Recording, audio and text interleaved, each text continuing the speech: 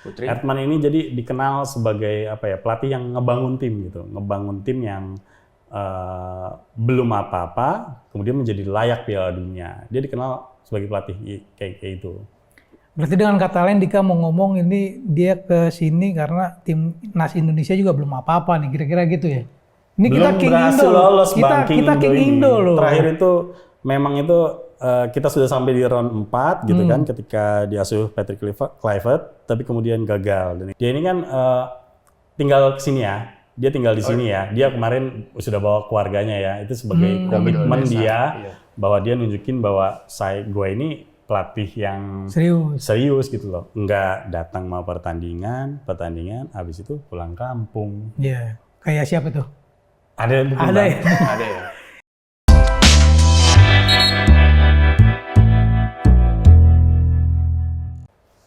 Halo Sobat Olahraga, jumpa lagi di Kartu Kuning, program olahraga persembahan Media Indonesia. Ya, by the way ini edisi perdana dari Kartu Kuning. Sebelumnya belum pernah ada obrolan olahraga di Media Indonesia, dan kali ini gue Budi akan memandu podcast ini bersama dengan dua teman gue ini. Yang satu Bung Irfan dan yang satu lagi Bung Dika. Tepuk tangan lagi. Tepuk tangan lagi. Yes. Dan karena masih bulan Januari, gue ucapkan selamat tahun baru buat kita semua. Selalu sehat, panjang rezekinya dan baik-baik semuanya. Dan karena yang baru ini, gue pengen ngebahas kayak ada sesuatu yang baru nih di dunia olahraga, khususnya di sepak bola. Kira-kira siapa yang bisa ngasih tahu? Ada yang baru nggak nih? Tahun baru ini banyak pelatih baru. Nah, banyak siapa? pelatih lama bertumbangan dan pelatih baru masuk. Salah satunya MU. Di Liga Inggris ada MU. MU Ruben Amorim dipecat, gitu kan. Kemudian masuklah sekarang ini Michael Carrick. Selain MU siapa? Di Liga Spanyol ada Xabi Alonso yang baru aja juga didepak. Real Madrid ya? Real Madrid, masuklah Arbeloa. Tapi balik lagi di Liga Inggris juga ada Enzo Maresca. Ada Enzo Maresca juga. Chelsea, Enzo Maresca juga dipecat, kemudian masuklah Liam Rossanior, gitu kan. Itu kenapa? Mereka out itu bermasalah. MU, kita bahas MU dulu. Boleh. MU itu King MU, jangan King lupa. King MU. Jangan lupa pakai King ya. Betul. Tapi ngomong-ngomong, lihat King MU di mana sih sekarang? Di bawah lagi. Di bawah lagi. Siapapun boleh ngeliat dari atas. ini King MU nih gejolaknya nggak selesai nih.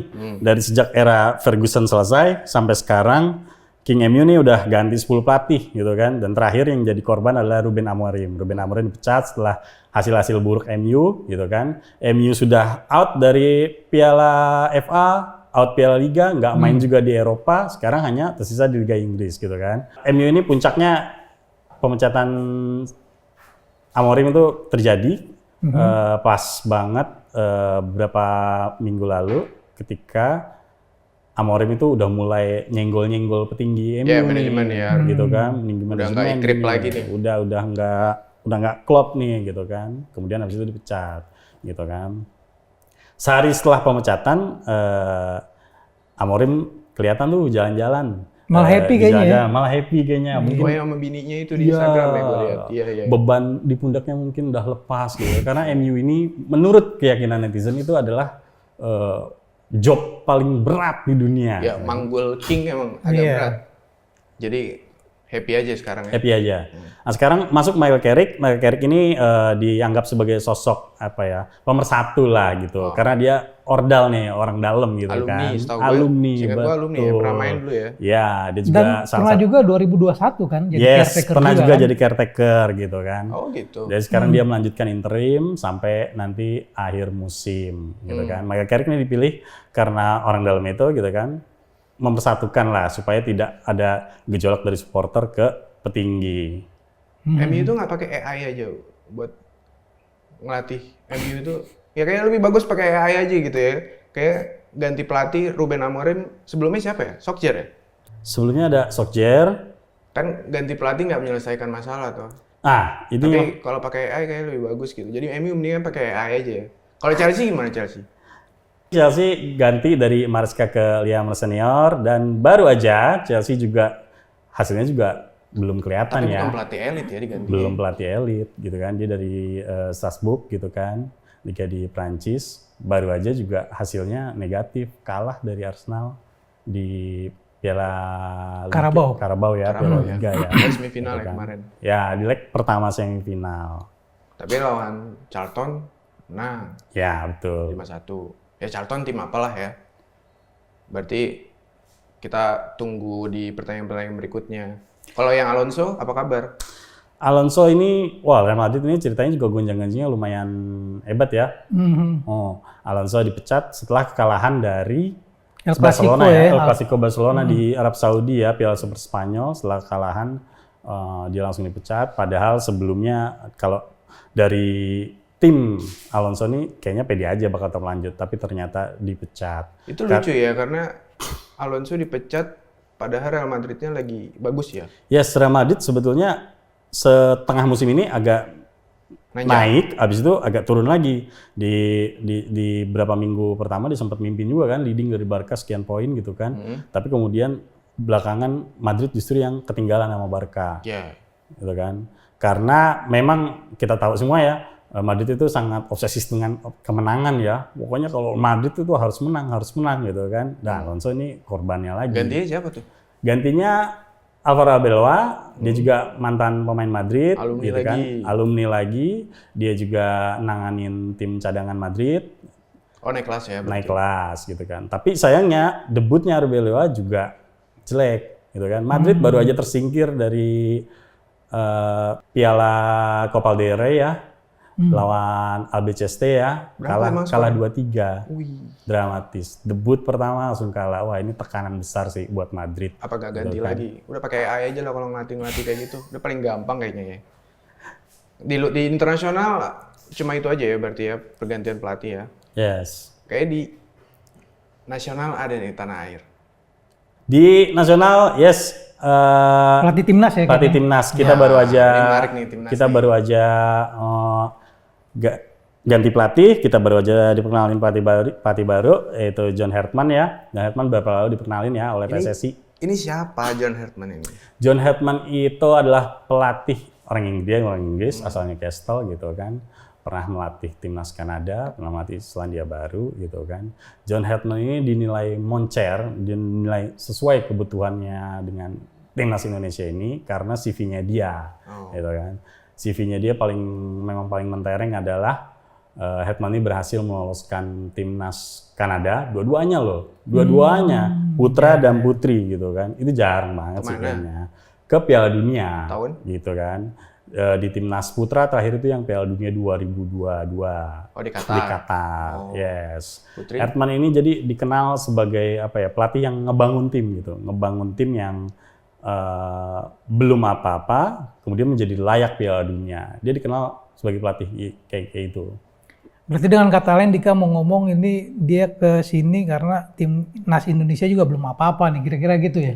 Ini Belum kita King berhasil Indo lolos kita, Bang, King kita King Indo loh. Terakhir itu memang itu kita sudah sampai di round 4 gitu kan ketika diasuh Patrick Kluivert, tapi kemudian gagal dan itu membuat semua pecinta sepak bola di Indonesia, tidak hanya pemain timnas ya, semua masyarakat patah hati. Tapi Bang dari penjelasan Dika ini gue masih bingung kenapa kita pilih Hartman. Kenapa nggak STY? Kenapa nggak Indra Syafri? Kluivert? Indra Syafri. Rasa lokal lah gitu. Coba jelasin Dik. Kalau STY mungkin agak susah ya untuk balik ya, untuk CLBK gitu ya. Kenapa? Gitu kan. Karena memang ada proses-proses yang ada dinamika lah, drama-dramanya banyak. Putusnya nggak baik-baik gitu kali kan. ya? Putusnya juga ya baik-baik. begitu kesannya. Kalau Kluivert udah dicap Kluivert gagal. sudah jelas dicap gagal gitu ya. Dia dengan membawa janji-janji untuk bisa lolosin timnas Indonesia ke Piala Dunia, tapi kemudian gagal gitu kan. Tapi kayaknya publik juga nggak terlalu tahu John Hartman ini siapa kan? Yes, emang benar. John Hartman ini nggak begitu Itu dikenal siapa ya ke masyarakat luas ya. Mungkin kalangan sepak bola kenal gitu, tapi masyarakat luas nggak begitu kenal. Makanya kedatangan Hartman pun pada Sabtu 10 Januari itu ketika dia pertama kali datang Jakarta ke Bandara Soekarno-Hatta, dia datang gitu, memang nggak ada penyambutan juga, gitu kan, senyap aja, sepi, Di gitu medsos kan. juga sepi. Di medsos juga nggak begitu tinggi ininya ya. sepi gitu dia datang. Tapi yang menarik juga ketika dia datang, dia diperkenalkan, Hetman nih kayak membawa aura yang baru, fresh start lah istilahnya gitu kan. Karena timnas kita baru aja gagal lolos Piala Dunia dan dia berjanji untuk membangun timnas kita untuk mempersiapkan ke kualifikasi 2030. Tapi kelamaan ya kayaknya. Ya, Emang kontraknya berapa lama ya? Kontrak Herman itu 2 tahun dengan plus masih panjangan bisa lah opsi plus 2 ya, jadi 2+2. Masih ada sih sebetulnya waktu ke sana. Jadi selama dari tahun ini sampai ke 2030 cuma latihan aja atau ada turnamen paling dekat gitu? Ada turnamen ya. Kita kan harus ngeliat debutnya gimana nih. Yes, betul. Herman juga kemarin pas ketika di konferensi pers itu gitu, pertama kali dia mendapat banyak pertanyaan kan dari media gitu kan. Dia memang percaya diri ya. Dia seneng. Salah satunya adalah kenapa sih, kan dia ditanya nih sama wartawan, kenapa sih Herman nih memilih Indonesia, tidak memilih timnas lain, padahal ada Jamaika dan Honduras gitu kan. Jamaika malah sekarang posisinya masih berjuang untuk ke Piala Dunia 2006 ya lewat playoff gitu kan. Herman bilang, kira-kira begini, dia bilang, justru ini yang saya cari pekerjaan di timnas Indonesia gitu kan, karena dia nganggap ini sesuai gitu loh dengan rekam jejak dia, dengan CV dia membangun tim untuk supaya layak ke Piala Dunia. Challenge gitu banget kan. kayaknya timnas. Menantang banget untuk timnas Indonesia. Mungkin pekerjaan paling sulit kedua ya setelah pelatih King MU, kedua mungkin pelatih timnas Indonesia Pekerjaan ya. paling Balik berbahaya. lagi. Paling berbahaya. Paling ini. berbahaya juga karena kalau Kenapa gagal, wah luar biasa, tekanannya tinggi gitu kan. Iya, kita tahu lah timnas lover ini lumayan pengen lihat timnas kita berprestasi Yes, gitu. Haus kemenangan. Haus kemenangan. Yes, Hetman bilang begitu ya. Jadi kira-kira dia ngelihat Indonesia ini sebagai project yang positif, yang bagus gitu ya. Karena Indonesia ini haus juga Bang untuk lolos ke Piala Dunia gitu kan. Makanya kira-kira dia bilang, justru ini yang saya cari gitu, pekerjaan yang seperti ini gitu. Dia menantang malah. Men-challenge dirinya sendiri juga gitu. Oh, jadi sebenarnya dia juga udah ditawarin sama timnas Jamaika sama Honduras. Yes. Kenapa dia milih? Cuma gara-gara challenge. Ya Yes, kayak karena naif menantang. banget. Ya mungkin ada faktor lain juga gitu kan. Gajinya emang lebih bagus apa gimana? Oh, kalau soal gaji misalkan Pak Eto banyak duit laporan di media luar negeri sih menyebut bahwa apa yang ditawarkan oleh misalkan Jamaika dan Honduras mungkin tidak sebesar di Indonesia. Oh, salary-nya lebih tinggi kita nih. Dibanding yang ditawarkan oleh Tapi padahal Honduras kan dan kalau Jamaika. Jamaika, siapa yang tadi tinggal selangkah lagi berarti? Jamaika masih playoff dia. Tapi karena duitnya nggak bagus, Mungkin juga. mungkin ya. Ya, Berarti realistis juga. realistis. Juga sih, namanya juga orang nyari kerja. Money talks ya. Paling dekat berarti ada turnamen yang bakal kita ikutin nggak? Ada turnamen. Nah, debutnya Herman ini baru nanti akan pada Maret ya, nanti Maret. FIFA Series Nanti gitu. Maret ada ajang FIFA Series. Oh, iya. FIFA Series itu ajang 2 tahunannya FIFA lah gitu. Jadi 4 tim dikumpulin di satu negara, pertandingan friendly untuk mini turnamen gitu lah. Indonesia jadi tuan rumahnya nih, gitu kan. Salah satu peserta yang beberapa peserta yang kabarnya udah akan tanding lawan Indonesia itu ada Saint Knit. Saint apa ya? Itu ada negara di Karibia yang agak Oh, ini susah negaranya nih. dulu ada pemain kita tuh Sriwijaya FC kayak Kayamba kalau nggak salah ya. Saint itu kan. Kok nggak challenging banget lawannya? Katanya kalau lawannya itu peringkat berapa di FIFA? Jangan-jangan di bawah, di luar 100 besar ya? Bisa jadi. Cuman pesan yang kita bisa tangkap nih sebenarnya terkait dengan pergantian pelatih ini, mulai dari STY, kemudian Patrick, sama yang sekarang Herman ini sebenarnya buat netizen kita atau supporter kita, kalau bisa diberikan gitu loh, pelatih ini kesempatan atau kepercayaan, jangan kalah langsung dihujat. Kalau kayak gitu nanti mungkin ya kita nggak akan bisa bangun tim, kan seperti itu kan. Jadi Yes, betul. Kalau soal maknai ya seperti apa nantinya era kepelatihan Herman itu memang kita bisa baca sebagai pendukung sepak bola dan pecinta sepak bola harus sabar-sabar. Gitu. Sabar. Iya. Karena Hertman nih Namanya juga orang proses. yang membangun, gitu kan. Dia sudah bilang itu dari awal, gitu kan. Jadi Oh, kita harus akan- sabar-sabar. Akan bangun dari nol artinya. Ya nggak dari nol juga sih, kan pemainnya udah banyak nih. Tapi dia akan mencoba. Nah, makanya ketika di konferensi pers kemarin itu dia bilang paling pertama itu dia mau assessment ya. Iya. Dia mau lihat nih timnas kita ini sebetulnya kayak apa sih, gitu kan. Dan dia bilang dia udah kontak pemain timnas. Ada 60 gitu pemain kan. yang dihubungi. Betul, dia kontak pemain timnas gitu kan, pengen cari tahu kenapa sih kita bisa gagal kemarin, padahal udah deket banget kan, udah di putaran 4, nah itu dia kontak para pemain gitu kan, dan juga pasti pengen juga ini ya, mulihin psikologis ya, karena kan kekalahan nggak lolos kemarin itu kan apa ya, menimbulkan luka lah kira-kira gitu kan, mentalnya itu gitu kan. Ngedrop lah, Bisa nggak nih kita fight lagi gitu kan untuk 2030 gitu kan. Tapi dari Bung Dika sendiri, setelah melihat timnas kemarin di era Kluivert ini, emang apa yang kira-kira harus dibenahi sama si John Hartman ini? Pemain udah kualitas oke, ada bahkan Ijes yang harganya udah melonjak tajam ya, lumayan gitu kan. Main oke. Terus apa lagi gitu kan? Pelatihnya juga Kluivert juga oke. Hetman nih kelihatan secara nama ya. dia ini orangnya terstruktur ya, organisasi dalam pemikiran maupun dalam tindakan gitu ya. Dia lebih suka menyerang atau gimana? Dia ini bakal ngelihat Balance. dulu, ngidentifikasi apa sih persoalan yang kemarin kita gagal lolos, dan dia mau lihat nanti sebetulnya kekuatan sepak bola kita gitu, kayak apa sih gitu pemain-pemain, makanya dia ngubungin juga kan 60 pemain kan untuk kasih tahu saya udah di sini gitu kan, saya akan pantau kalian gitu kan perkembangannya kayak gitu kan. Dia mau ngeliat dulu sepak bola kita kayak apa gitu kan. Nah nanti dari sana itu baru dia akan bikin plan-plan gitu ya nantinya.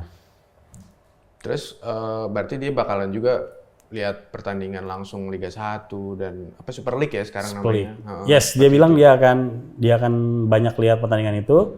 Dia ini kan tinggal ke sini ya. Dia tinggal di sini ya. Dia kemarin sudah bawa keluarganya ya. Itu sebagai komitmen dia bahwa dia nunjukin bahwa gue ini pelatih yang serius gitu loh. Enggak datang mau pertandingan, habis itu pulang kampung. Iya. Kayak siapa tuh?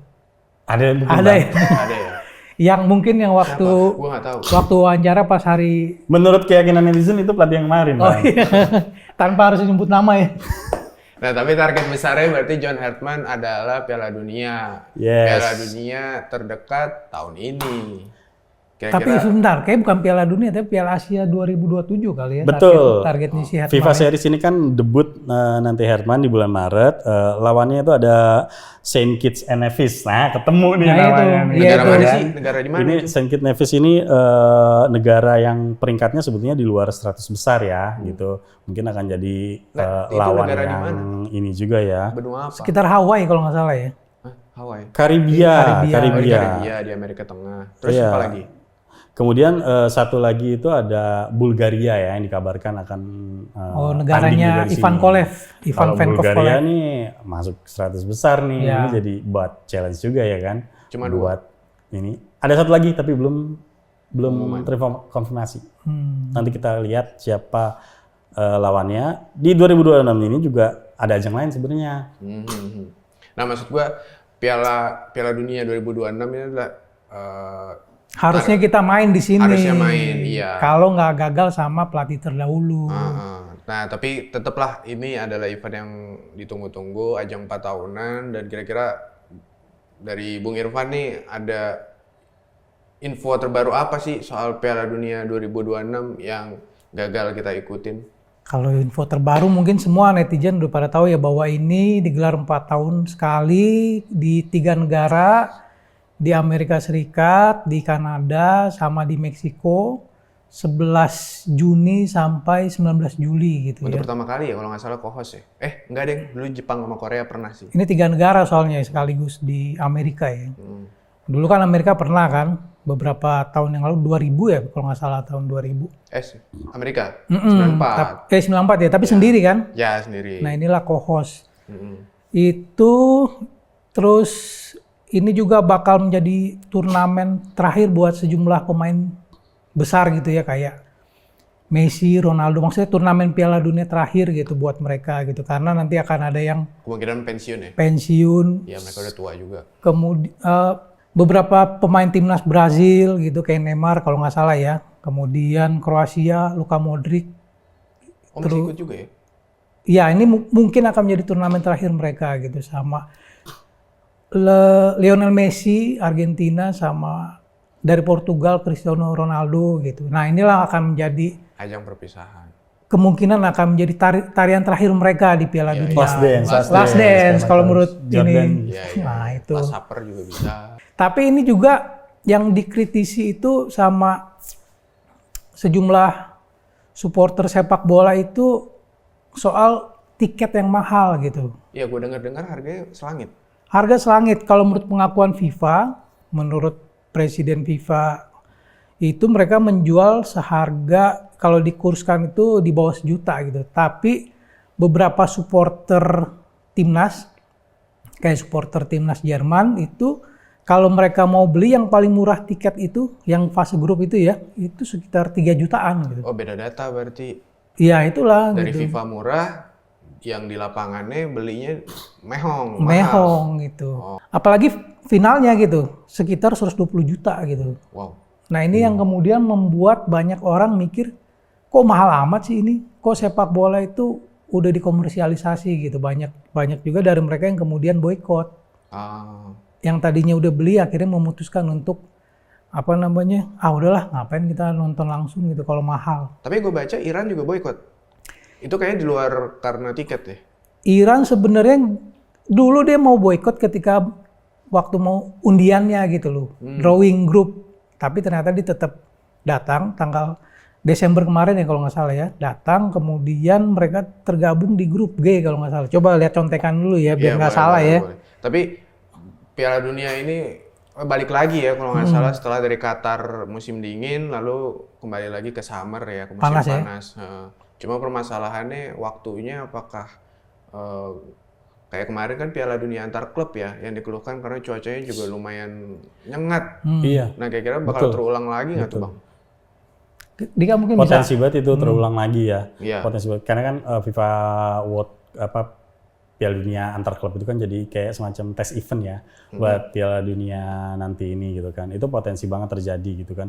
Makanya banyak juga yang sudah mulai ini apakah bisa terselenggara dengan aman dan lancar ya di Amerika gitu. Terutama khususnya di Amerika ya karena politik sana juga gonjang-ganjing terus. Nah gitu apalagi Amerika lagi kisruh juga ya Kisruh. sama Iran. Nah iya Iran tuh nih, nyambung yang tadi ya, Iran tuh di grup G sama Belgia, Mesir, Iran, Selandia Baru. Nah sekarang aja nih saat kita lagi tapping nih, kondisi Iran tuh kan lagi demo gede-gedean tuh. Kabarnya juga warga negaranya tuh banyak yang ditembakin lah kalau nggak salah gitu.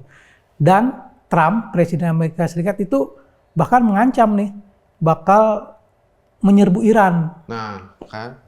Nggak tahu nih kira-kira waktu ketika ini nanti bulan Juli atau Juni itu akan ada nggak nih Iran nih ikut serta nggak nih?